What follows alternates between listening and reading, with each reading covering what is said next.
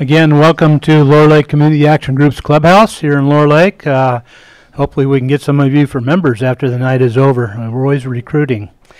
Hey, right, my name again is Russ Kramer. I'm the Lower Lake Community Action Group president. We have our board members kind of scattered through the room that put together, Teresa over here put together our snacks, and as I said, it looks like some of you have taken advantage of that. Feel free to get up and get them whenever you'd like. At this point, this is the 2050 General Plan and Local Area Plan meeting. And I'm going to turn this over to Maria Turner, who will be running the meeting and will be introducing our experts. So, Maria, here you go. Thank you. Good evening. Maria Turner, Director of Community Development. This is so cool. Thank you, everybody, for coming out tonight. So far, this is our way best showing, and I'm not surprised because I know Lower Lake shows up. It's our pleasure. So I want to extend thanks to the Lower Lake Community Action Group for hosting our meeting this evening. And also thanks to our AmeriCorps team over here on the right-hand side. They are helping to facilitate the tables and gather your input. Oh, also thanks to Chair Sabatier for helping out and Supervisor Simon for attending and listening in on all the great input we're going to get tonight. We are really looking forward to hearing what you love about Lower Lake and what you want to see changed in Lower Lake as we work on this community visioning process for the next 20 years. We're not going to work on it for 20 years. It's about a 20-year plan. So, unfortunately, we were not able to have our Zoom, so our hybrid meeting. We're encountering something that I think you will find a common theme in the county, which is a lack of internet access to the level that we really need nowadays, especially with the increased dependence and convenience of hybrid meetings and being able to attend remotely. However, we are recording tonight's meeting, and so if somebody missed it, there's somebody that you know couldn't be here tonight but wants to get caught up and wants to sort of see what the community is talking about, we will post this video on the lakecounty2050.org website. So that's Lake County 2050. That's the name of our project of updating both the general plan and all 8 area plans. So I encourage you to go to that website. You can fill out any comments that you're going to think of when you get home that you should have said here. Go right there and feel free to just make sure we hear everything that you want to convey. Additionally, you may have seen a just a one-page front and back survey that is also an attempt to gather input and your thoughts. Please fill that out if you picked one up tonight. If not, we've got one over there. And Karen, would you mind holding up the swag here? This is a license plate holder that is yours for the taking after completing that survey. It's just another way that we have for getting the word out for this county-wide project.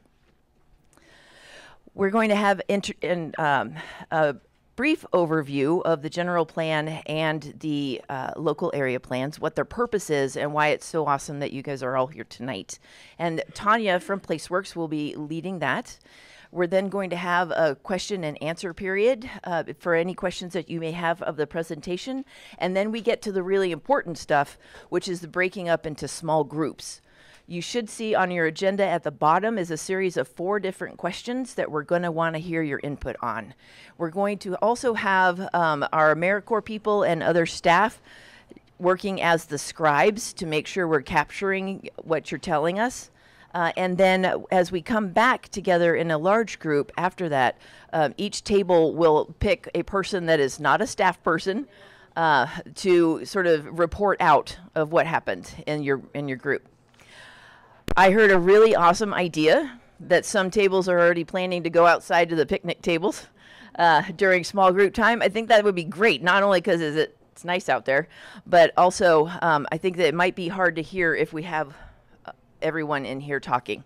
So feel free to pick up the stuff, and when we break for small groups, head out to that picnic table, and we'll do our very best to keep everybody on time. I will turn it over to Tanya now. Thank you, Mireya. We can advance to slide number 4. So my name is Tanya Sundberg. I am with PlaceWorks. We are the lead consultant for the county for this project. Really excited to see so many faces here tonight. Really appreciate everyone's time. I know you all are busy, and really appreciate you giving us your time tonight. So I just want to take a little bit of time to orient you to this project so you know what it is we're talking about, why it's important, and what we're going to be doing in these small group exercises. So to start, this is a project that we're calling Lake County 2050. This is a comprehensive update to the county's general plan, including all 8 of the local area plans, and that includes the Lower Lake local area plan. This project also includes environmental review, which is a required step under California law for us to do as part of this update, and I'll talk about that. And then we also have concurrent preparation of a document called a climate adaptation plan. That's a county-wide plan that will set up a framework for the county to be able to adapt to the effects of climate change. Next slide, please. So first, what is a general plan? A general plan is a long-range plan. For this plan, we're looking out to the year 2050. This is a plan that will guide the county's decisions on a pretty broad variety of topics, and those are limited to the decisions that affect the unincorporated county. So we're really focused on unincorporated parts of Lake County. The general plan is often referred to as the constitution for development and conservation in a jurisdiction, and it's called a constitution because it sets this really broad overarching framework for the much more detailed regulations and guidelines and other plans that affect how development can happen. Next slide, please. So state law requires that the general plan address 8 topics. You can see them here listed on the left. But jurisdictions aren't limited to just those 8 topics. You can address other topics just based on the local needs in your community. So your current Lake County General Plan addresses 7 of these 8 topics now. The last topic, environmental justice, is actually a new topic required by state law, so it's not in your current general plan. We'll talk about that in a few minutes. But your current plan addresses all those other topics as well as these optional topics shown on the right. I do want to point out the housing element. It's a part of your general plan, but state law requires that it be updated on a more frequent basis than the rest of the general plan, so that will happen separately. It's not part of this update. And similarly, the aggregate resources management plan, that's an appendix to your current general plan. That is also going to be updated separately, not part of this effort. Next slide, please. Okay, so moving on to local area plans. Local area plans are also long-range plans, but they provide policy guidance for a localized area so that it can really respond to the specific needs and conditions in that local area. And so you currently have the Lower Lake local area plan, and that document carries equal weight as the county-wide elements. But again, it's really limited, its applicability is limited to the Lower Lake area. And you have a map showing all of the local area plan boundaries at each of your tables. And so it provides kind of more detailed, more fine-grained guidance for the local area. Next slide, please. So as part of this update, we are planning to reorganize your general plan to streamline the contents and also avoid redundancies. So we are looking at the different topics and thinking about where they belong as a local area plan topic versus a county-wide element. So a lot of these topics that we're going to cover in the general plan are best addressed at a localized scale, and so those will be in the Lower Lake local area plan. That includes land use, circulation, open space conservation and recreation, environmental justice, public facilities and services, and economic development. Also, there's a provision in the local area plans where you can identify special study areas, which are more at the community level, and provide even more detailed policy and design guidance for those special study areas. Your current plan doesn't have that, but that's something that we're going to look at potentially adding as part of this update.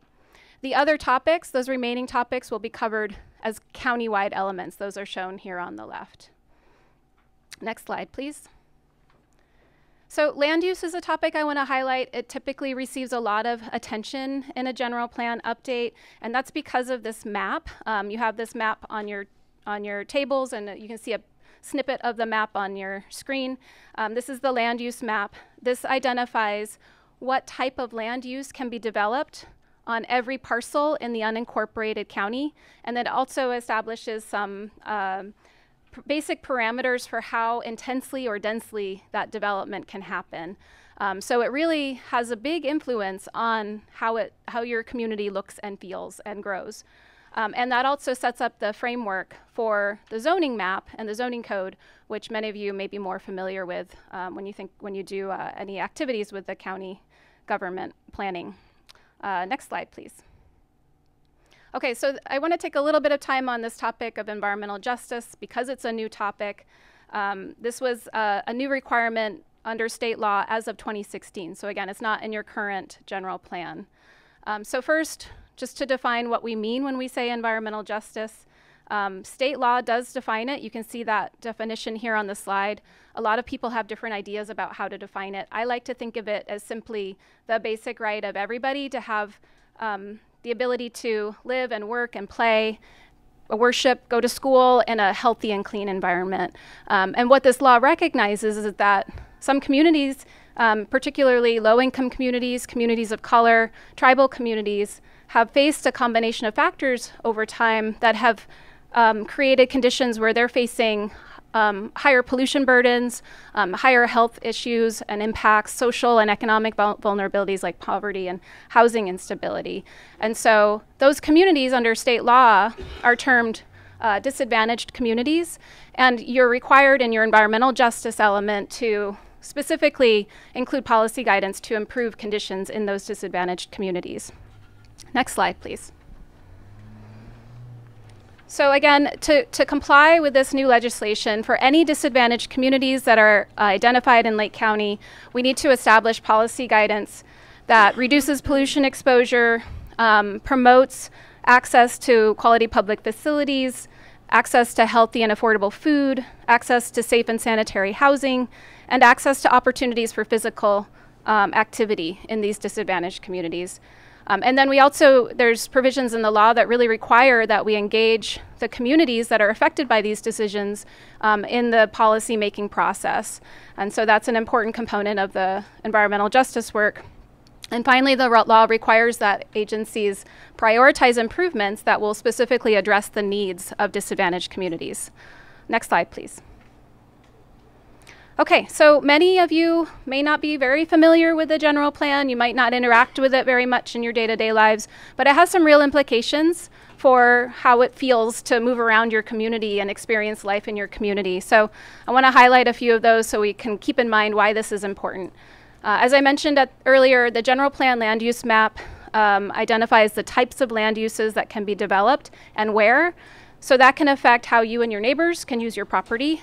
It also identifies where job-generating uses or commercial services can be located. So that might affect how easy it is for you to find a job that's close to your house, or how easy it is for you to get to a grocery store or meet your other daily needs. And then the general plan also affects how neighborhoods are developed in the first place, so that affects the look and feel of neighborhoods. Next slide, please.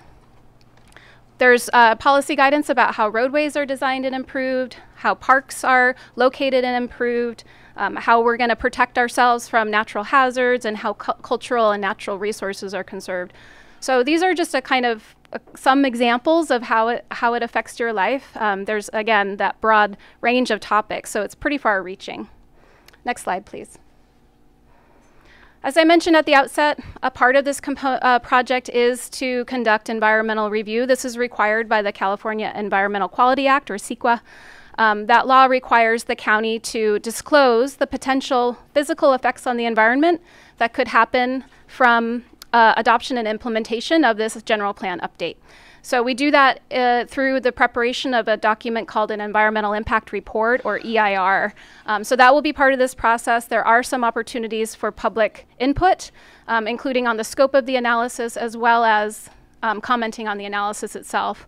So there's opportunity for you to be involved in that as well. Next slide, please. So here's an overview of the whole 3-year process to prepare this general plan update. We started last fall, and we are looking to go out through fall of 2026. The countywide elements work is underway. Those are going to be happening at a quicker pace than these local area plan updates. We're expecting full drafts of those countywide elements this fall. This workshop tonight is part of our initiation for the local area plan updates. And what we learn from you today will help us understand what are the key issues for this Lower Lake local area plan update. And then we'll be working on policy options and land use alternatives so that we respond to those issues you bring up today. And we'll be doing that work through this fall. We're expecting to have full drafts of the local area plans by spring of next year. At that point, we'll start that environmental impact report analysis in full with a draft EIR anticipated in spring of 2026. And then we have public review and adoption in fall of 2026. Next slide, please. Coming. So no worries. So yeah, your participation here tonight and throughout this process is really critical to the success of this project. So thank you again for being here, and I hope that you do continue to participate throughout the process. So there are going to be opportunities beyond tonight to participate, of course. This workshop that we're in right now, we're calling a local area plan community workshop. We're doing a whole round of these, one in each local area plan. We're going to do a whole nother round of these in the fall when we have those policy and land use alternatives identified in response to the things that you bring up today. So that will be our next workshop series. Then we'll have a whole nother workshop series in spring of next year when we have the draft local area plans ready. We'll be presenting it to you. They're not final. We'll be asking for your feedback, and we'll be making revisions based on what we hear. So those are the main ways that we're going to be engaging, but there's a lot of other ways to participate too. As many of you know, the Board of Supervisors just recently established local area plan advisory committees for each local area plan. Applications for that are welcome. There are paper applications here. They're available online as well. Those applications are being accepted through May 31st, so I encourage you to consider and apply for that role. There's also a general plan advisory committee that's been established and has had its first meeting. They're overseeing the overall general plan update rather than focusing in on a local area plan. Those meetings are open to the public and you can participate there. There's also Planning Commission, Board of Supervisor check-ins where your comments are welcome. And then finally, we have a dedicated project website, lakecounty2050.org. I'm getting myself confused on it. lakecounty2050.org. Please check it out if you haven't been there. And fill out our survey. We also have paper copies of the survey as well. Okay, next slide. All right, so that gives you the overview. I do want to just give you a preview too of what's next, and then we'll open it up for questions. So next slide. As Mireya pointed out, we are going to be walking through these 4 questions. They're on your workshop overview handout. We'll be working in small groups. Each group will have a staff person to facilitate the conversation. Make sure we get through all the questions. We've got about 45 minutes devoted to this part of the meeting. And the facilitator will be taking notes on those big pieces of paper. You are also welcome and encouraged to mark up the maps to be able to convey, the points that you want to make tonight. Next slide, please. And then after we finish our small groups, we're going to come back together, as Mireya said, and have reports back. So we will have a representative from each group report back to the larger group. And we do want that to be one of you that's here rather than our staff. So please consider volunteering for that role. It will just be a very brief 1 to 2 minute overview that we'll be asking you for. I think that covers it. And I think we're now ready to take your questions, and we should have another mic ready for that, or should we just bring this mic out to people that have a question? Are you going to break in the group? Not yet. We're going to do Q&A. So if we have questions, just raise your hand and I'll bring you the mic. Okay. Hi, my name is Jean Yanich, and I am a resident of Twin Lakes Neighbors, or the group. And we have been, for the last 5 years, been swamped with illegal grow dogs attacking our livestock, chemicals ruining our wells. Willie Cepeda has come out because of all the chemicals used. They had to come and eradicate that. So code enforcement has been notified for over and over and over for 4 years. And I've made complaints, and then they do eradication, and then 6 months later they're back doing their big grows. I'm also a director on Lower Lake Water Board, and our water company is hooking up water to facilitate these illegal grows. If there's no residents, if there's nothing there, they're hooking up water to allow these people to grow. So I guess I'm concerned about the environment, but I'm concerned with why do we not have any kind of enforcement? Like, we have people living in trailers with cargo containers where they're doing their grow and making their fentanyl and doing all this, but we have no enforcement. So that is why I'm here tonight, to facilitate enforcement of the law. Thank you. Okay, thank you, Jean. And I just want to point out that that is a great, that's the kind of input we want to hear from tonight. We want to collect that input in our small group discussions. We have a question that asks about issues and challenges, and when we have it in the small group setting, we're going to make sure we get that recorded. So please bring that up again when you have your small group meeting exercise. So I want to try to focus on questions because we are a little behind schedule. So any other questions that we can answer to help clarify the presentation or what it is we're about to do? I have a question. It's not specifically about what we're about to do, but I was just looking on the website to see who was on the general plan committee, and I couldn't find it. Now maybe it's there, but I'm curious if there's someone on it from Lower Lake. I don't think we have posted on the project website the members, but that's something we could add. Yeah, we'll go ahead and add that. Great suggestion, Karen. So far from tonight, we do have Marty here tonight, and Paul Duncan also is a representative on GPAC. Thank you. I think, go ahead. Yeah, I just wanted to get, one is a clarification, the other is a question. On the notice that I got in my email, it was talking about problems with Upper Lake and Nice. Yeah, and we're not discussing that tonight. We are not, and I meant to bring that Good. up, and I forgot. Thank you for bringing Because I it was up. wondering, It's a typo. I'm not really affected by that, and I thought, what are we doing? I don't really want them over there telling us what to do over here either. Of course. You This know? is what happens when you plan 8 workshops Okay. at once. So That's I apologize. good. We are talking about It makes just this the meeting lower more lake. effective. Yeah. And the second thing is, if I sign up on the website, which I believe I probably am, maybe that's why I got this. I don't know if this was from the local committee or not, or from your website. But when the EIR comes out, because that's most important to me, would I be notified of that? And when that does happen, that's not going to slip by me? Yeah, so we do have a mailing list for this project, and if you gave us your email when you signed in, then you're going to be added to that email list. Or if you want to double check on our website, there's a place where you can sign up for the email list. So if you want to, you can make sure you're on it, and if you're on our email list, we will definitely email that email list when the EIR is published. And then also, are you guys aware of the legislation in Sacramento going on right now about developers and the EIRs, where they're trying to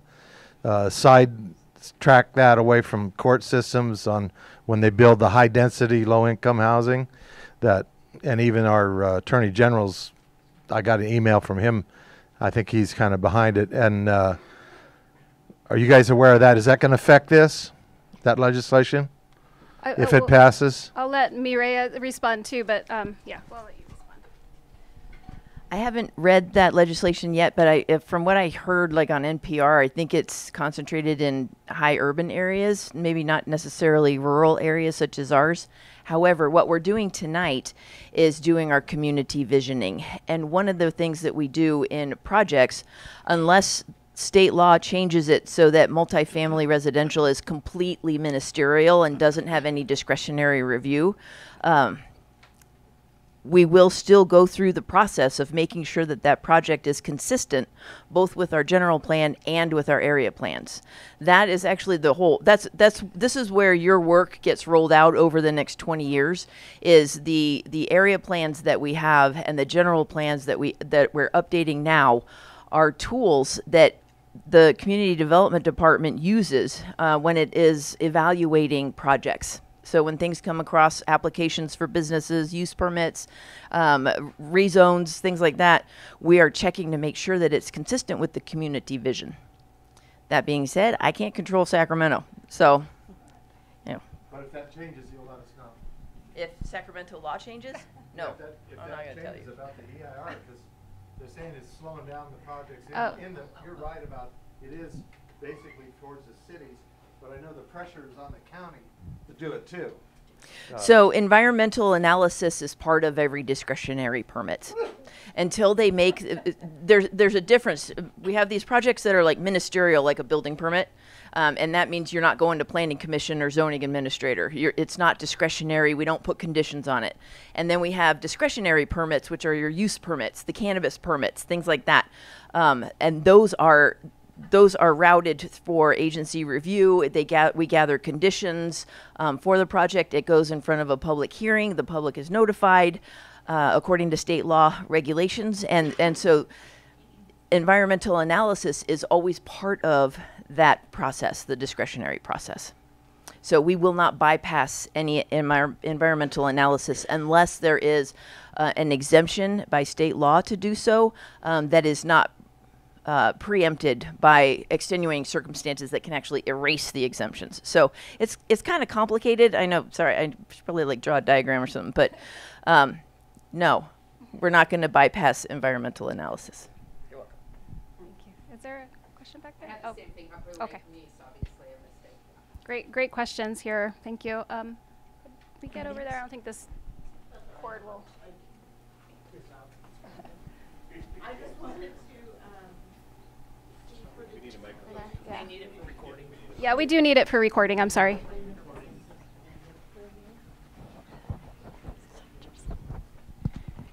So for the disadvantaged communities, you gave pretty much a definition of what those are, because that's a state-regulated thing with the environmental justice.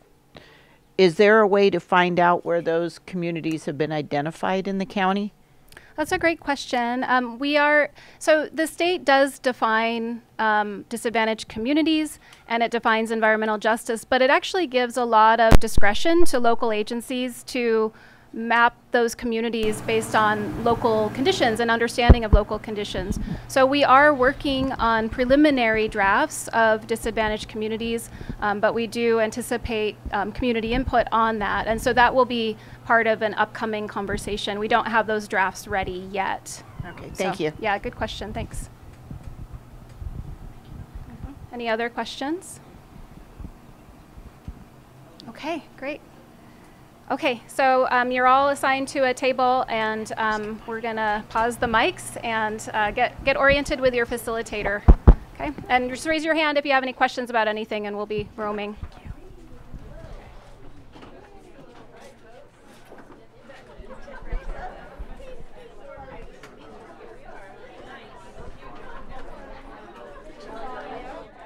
Biggest thing is at our table was we want traditional ag back and not cannabis. Cannabis does have its place, but it has to be in its place and not in all our backyards. You know, we want our cattle ranches back, we want our orchards back, and that can't happen when it's not regulated correctly, I guess. Another issue is the Highway 5329 intersection. We have the busiest intersection in the county, and it does need to be addressed as such. It is a dangerous intersection.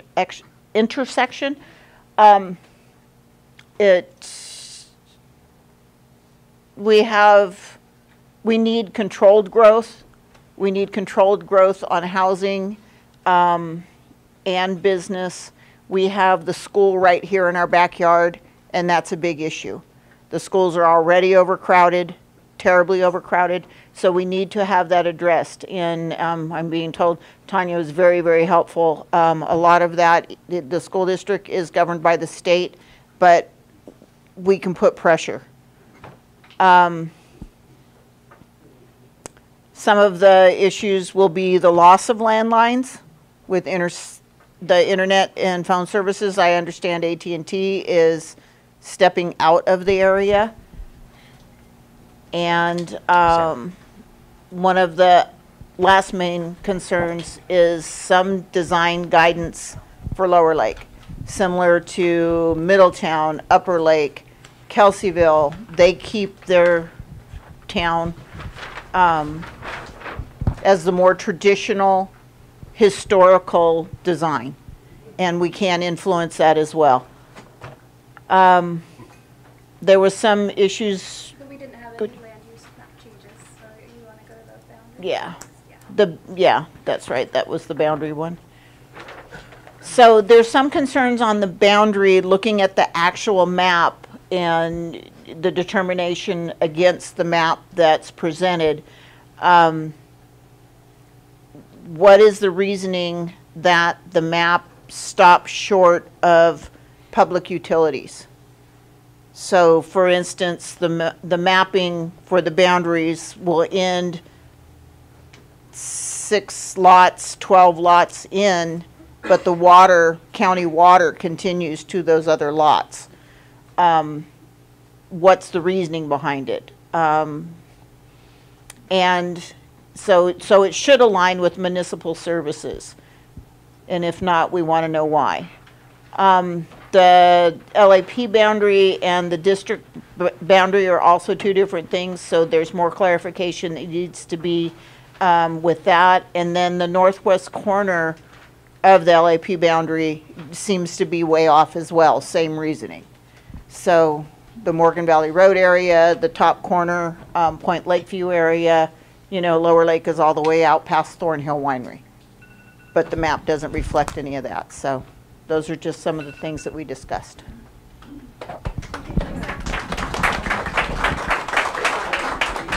Group 2?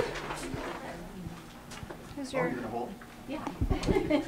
All right, John Hess will do his best here. We started with Like's assets for Lower Lake, supported, preserved, or enhanced. Maintain the quiet nature of the community, the low-key nature of the community, like it used to be. And I think that's reflected in your comments about the feel and look of the community. Main Street, preserve that old town feel. We want clean air. We want respect for the town history. Kudos to the Lower Lake Community Action Group and perhaps their proactive activities as time goes on. This is a long-term plan. Could in fact convert to something like the Middletown Area Town Hall or Earth or SERTH and have a direct conduit, an official conduit to the Board of Supervisors. And then more active at fire services in terms of locations.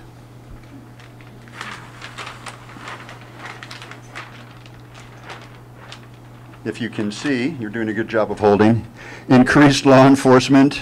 There's the lack of a strong anchor in downtown, lack of development for downtown. Cleanup from the fire is slow and needs to be accelerated and continued. Debris, downed trees, dying trees, burnt trees. There's no city council, so who is responsible or should be responsive to the community of Lower Lake? There's no MAC, like I said, there's no something like the math here. And to clarify how to best convey community impressions and attitudes to the Board of Supervisors. Illegal grows, as was mentioned at Table 1, all the very same things. It doesn't seem to matter how often code enforcement comes out. As soon as they're gone, the activity comes back. Human waste, chemicals, inappropriate behavior for children to see or smell, invasion of viewscapes, and that is something we all treasure here in Lake County. Infrastructure, the character and quality of our roads, water hookups, etc. Infrastructure for hookups and sewer. Sidewalks are inadequate. More lighting and signage. And then perhaps some kind of monument as you enter town, an arch or a sign welcoming people.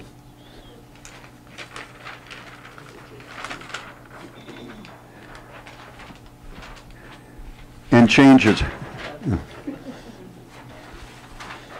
Main Street should be zoned in a way that there can be no cannabis retail or sales. But it should be zoned for controlled and thoughtful and wise growth. Where does Lower Lake go? Not just in terms of directions on the ground, but what are the defining features of the community that we want to see continued and enhanced up until 2050? Where does Lower Lake expand to? There's areas south of the city, south of the stoplight, but also the undeveloped north. And so those areas can be addressed in terms of where the community grows into over the next 25, 30 years.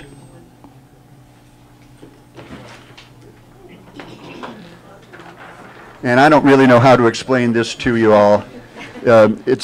These are zones and locations that have been identified for where growth and new development could go, which is off of Main Street. Pretty consistent with your comments. Yeah.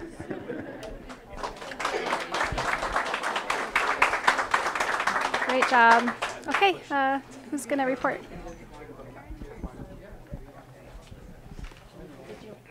Okay, I wanted to thank the Board of Supervisors and the supervisor candidates for being here. I thought that was, the representatives are here. I thought that's class. So, and our fire chief is here and a lot of other important people. So thank you all for coming out. Anyway, we had sort of some kumbaya moments. That we felt like we have an accepting community, that we felt like it's a welcoming place, that we have good spirit in Lake County. We are proud to be from, Laurel Lake, excuse me. We're proud to be from Laurel Lake, and we're proud of our small downtown. We also are proud of our cultural resources. The museum is here in Laurel Lake and Anderson Marsh, to name a few. Those are our top, what do we like most?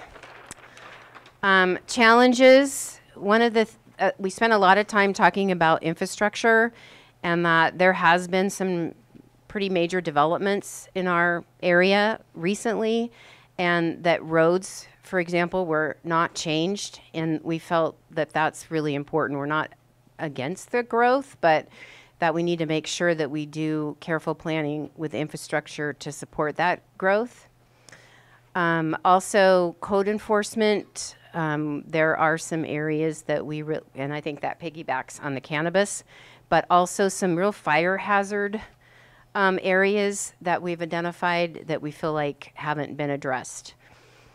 Internet was a real need for our county to attract people maybe working at home from the Bay Area, for example. We think that's a real opportunity for our area, but also at the same time to maintain the rural lifestyle. And we had a pretty frank discussion. We had a captive audience with a supervisor to express that we feel like maybe down at this end of the lake we don't get as much support from the county services and maybe it's a perception, but I think we have some real examples of that. So we'd like that to happen. I don't know if that relates to the plan, but we had a chance to slip it in there. And then what do we think about changes that need to be made? We talked a lot about the schools and and support, again, from the county in helping with traffic control, roads. Yeah, we had a lot of ideas, and we came up with some specific ones that we've noted here, which you'll have those in the notes, I'm sure. And we also stated that we love a downtown design vision. I think that was Moak's input, but then we thought, oh yes, of course we do. That would be awesome for our downtown. And lastly, we also talked about growth boundaries and having those well defined. We talked a little bit specifically about wouldn't it be cool to have some youth activities like a bowling alley in our end of the town. We've got the biggest high school around, so we thought that would be a really cool thing to have. And we also said roller rink. Yeah, and outdoor areas for the kids.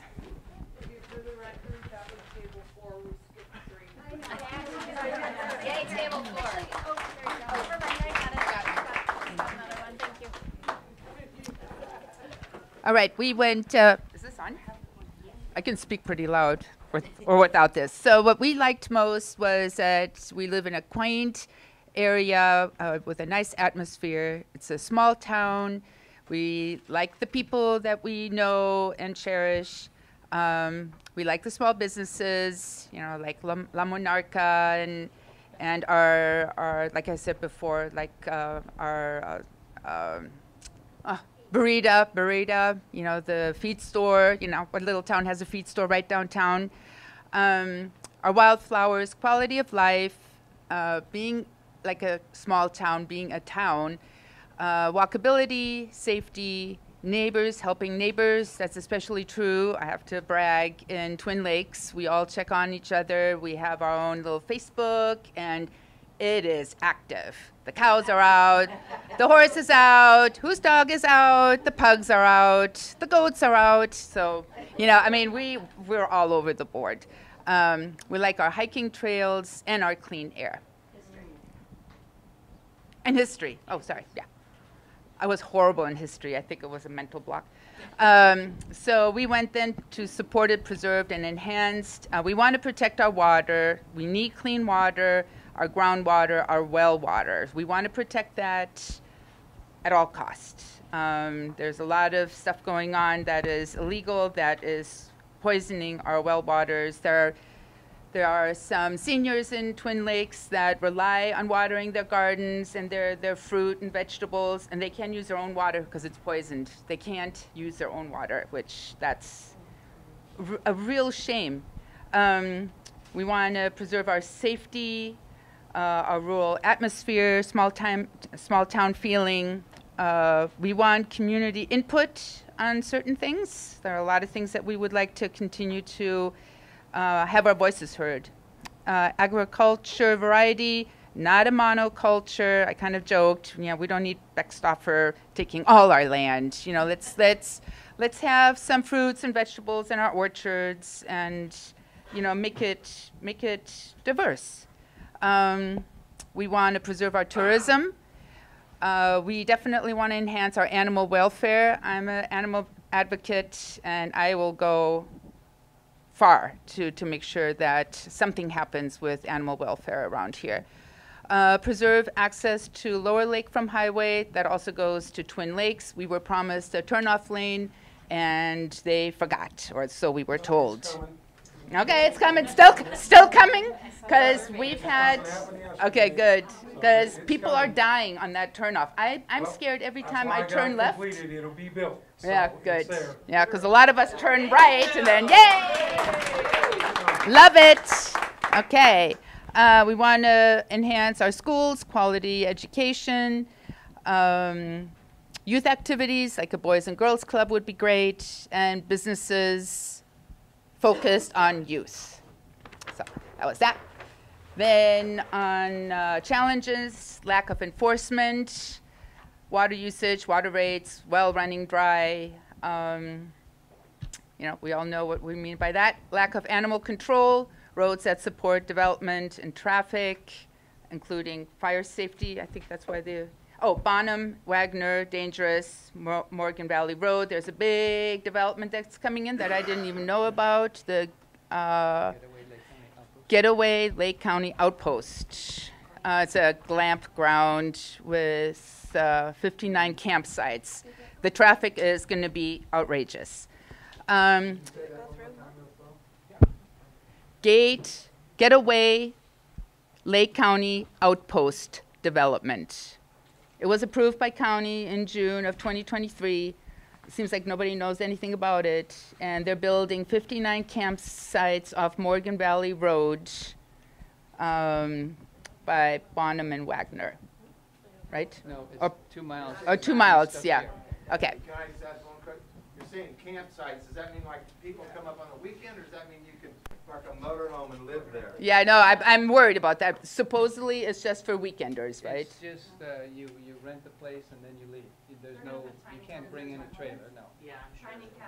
They have, They're small cabins. they have units like this. I hope so, because we know what's going to happen if that's not the case. Kind of similar to Six Sigma's development. Yeah. We're just really concerned about open campfires. No open campfires allowed. Okay, moving right along. People living in non-legal structures with no permits. We have that problem in Twin Lakes where people are stealing or hooking up their electricity from other properties and living in campers or trailers, and then they have those, what are they called again? The shipping containers. God knows what goes on in there, but that's a problem. Illegal cannabis grows. I think everybody realizes that. Roads like Lake Street are not safe around the school. Definitely a challenge. Not safe enough for walking and riding bikes.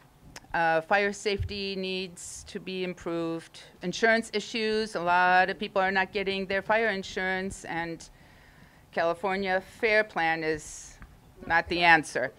And challenges squatters in general. Changes, supervisor that responds to emails, etc. Something about hiding Twin Pines was jokingly said. Intersection at Bonham, more safe. Streamlined permits, more affordable. 60K permits. Rezone for more housing. So people have like 10 acre plots in like Twin Lakes, and everybody around them who have like 1 or 2 acres. Why can't the person with 10 acres rezone it and make it similar to everybody in the neighborhood? So that was brought up. Turn off lane to Twin Lakes, I mentioned that before. Zoning change in Twin Lakes, mixed use zoning, more housing, safe bus stops. We have a bus stop in Twin Lakes. I don't know if anybody knows that. A little scary when you think about that. Where the sign is, I think he stops inside of Twin Lakes somewhere. And what is that? Modal transportation options, safe transportation. That was us. That's great. Thank you. Thank you.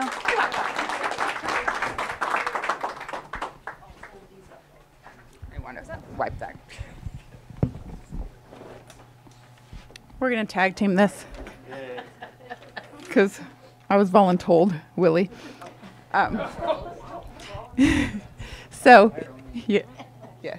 So basically, it sounds like we're in consensus of keeping Main Street small town feel with small businesses rather than big box businesses or inconsistent look in downtown Lower Lake, and preserving unopened, undeveloped land with a healthy ecosystem. We kind of, it sounds like everybody's pretty much close to the same things as we go through with our challenges. We had a lot of those. So we have some highlighted for you. The agriculture runoff from, and we talked about the differences between commercial agriculture and the illegal grows, and then vegetation abandonment and abatement and field management. So same with all the fire safety, the Twin Lakes, Noble Ranch, Bonham area, and then the Lower Lake Water Board under-resourced. And providing resources for the fire abatement.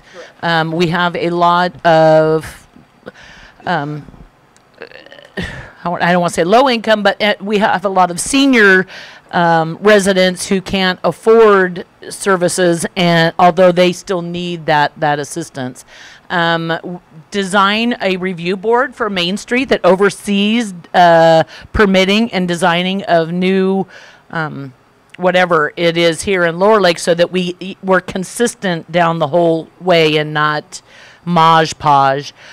Increase code and law enforcement. Better pay would help. Bring roads and drainage and infrastructure up to date. School traffic creates potholes, and poor drainage creates worse and worsens potholes. Major thoroughfares are very dangerous. We have several of them, especially with the amount of commuter traffic that is 29, 53. We said Twin Lakes, Murphy Springs, Hoffacker, all those along that way where people are turning off the highway without proper turn lanes. Then we have promote out our wineries, local sports, and Lower Lake in general, the festivals on Main Street, and just really promoting, what we have to offer here in Lower Lake.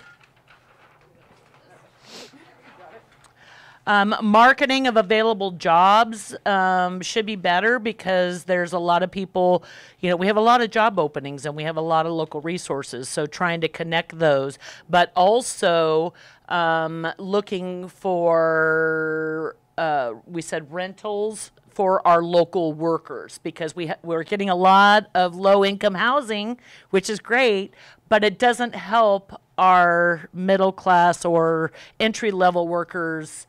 We have new fire, we have new teachers, educators, and the hardest thing is finding a place for them to live once they get here. We said that no cannabis consumption bars in downtown or near the schools. No cannabis anything near those areas. We understand and we agree there is a need for it, but we need to determine a location more suited than downtown or near the schools. We want to keep the small scale like some of the towns around the lake, but we want to replace the word commercial with retail. We don't want commercial, we want more retail.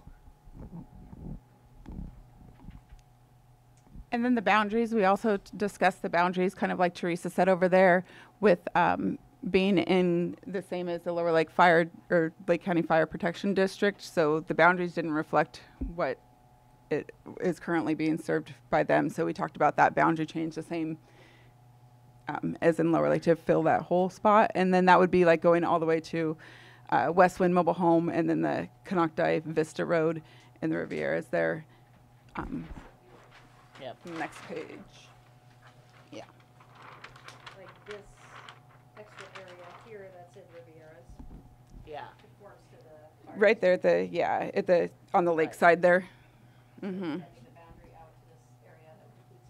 And you need to check Ziegler Springs because that is has always been considered Cobb or a part of Cobb, so maybe take a closer look at that. It may be in our fire district, but because they generally are serviced, in the Cobb area, so you might take a look at where exactly. Kind of awkward. It is. Cedar Canyon that's ours. Right. There's part of Perini Road that is ours, part of Cobb. So, from the intersection of Big Canyon, Loch Lomond Road, and Ziegler Canyon, it's a couple milepost markers down, and I don't need that. I can yell. Oh, fine. Thomas, I got your number. Yes, so that area, Ziegler Canyon, where it comes to the intersection with Big Canyon, Loch Lomond Road, it's only a couple of milepost markers down that ends the Lake County Fire District and picks up South Lake County. But then that says the same. We have a lot of Perini Road that is within our Fire Protection District, all the way out to Murphy Springs down to Highway 29 again. Thank you. So we have one more group. I know we're almost out of time here, so I'm going to ask if you can just highlight the things, especially anything that hasn't been covered, and try to just keep it a little brief so we can make sure we let everyone out on time. So thank you. Okay. For the first question, we had a lot of the same things. We did also say that we wanted to preserve the climate, and we did not want high density residential, and add another park or two down kind of the Morgan Valley way.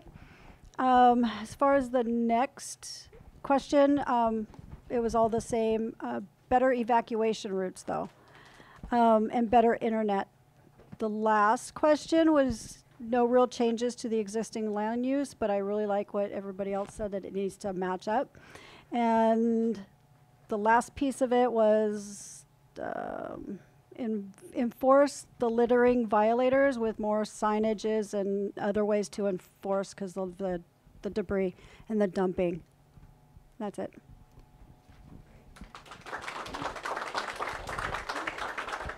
Well done. Thank you. We gathered a lot of really, really good data tonight, and I appreciate how everybody just jumped right in and participated in all of our breakout groups. I wanted to thank everyone again for coming, sharing your evening with us, helping us gather input for the vision. I missed someone who definitely deserves appreciation, Tom DeWalt out there in the back, who did our internet. Yay. Thank you. I want to encourage everyone, if you have not completed a survey, please do so. And you're more than welcome to take one of those awesome license plate holders and help us advertise our ongoing project. Yes. Additionally, you are always welcome to participate in the community workshops, but if you want to up your game a little bit and join our local area plan advisory councils, please complete an application. You can leave it with me, or you can complete it online. We're working on getting it at the LakeCounty2050.org website, but we don't quite have it live yet. But you can also find an online application on the Board of Supervisors page at lakecountyca.gov. That's the Lake County website. So thanks again to everybody. We are going to make sure that all of these papers are collected. We don't want to lose a single detail. We really appreciate your time. Thank you.